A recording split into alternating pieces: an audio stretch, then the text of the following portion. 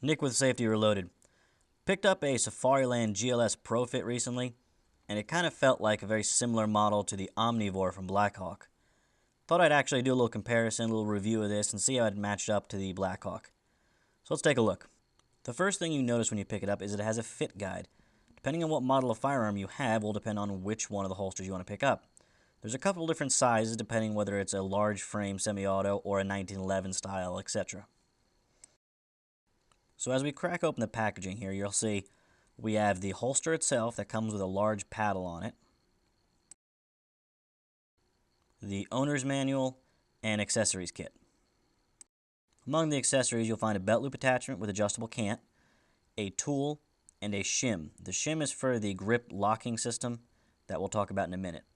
The GLS in the title is a grip locks system. And what that is when you grab hold of the gun, your middle finger will disengage the locking system. So when you grab it, it'll push up on it and release on the trigger guard of the firearm. The packaging on this one seemed to say it was going to fit the most amount of my firearms. So let's actually see which ones it works with. We'll start with the Springfield XD with threaded barrel and raised sights. It is clear. It's going to slide right in and lock up.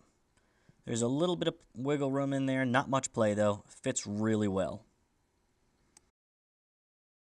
You can't pull it out, but if I activate the system by putting my middle finger on the lock, it just slides right out comfortably.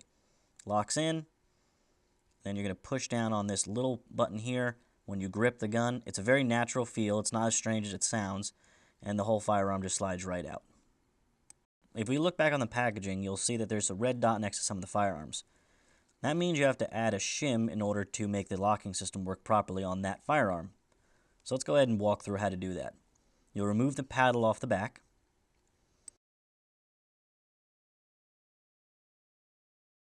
We'll undo the 2 screws on back.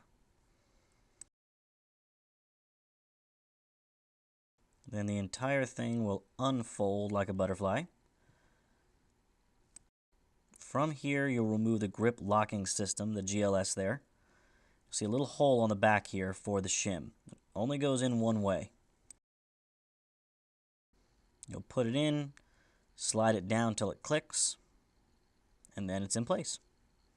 And from here, we just reassemble everything. Now that we have the shim installed, let's take a look at some of the other firearms it takes, such as the SIG. Fits really well. Very, very little movement.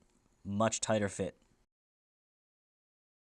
Try a smaller SIG here in a different caliber. Again, really good fit. We'll try a Beretta 92 compact. A little bit more wiggle room on this one, but still really good fit. Take a look at a full-size Beretta 92 now.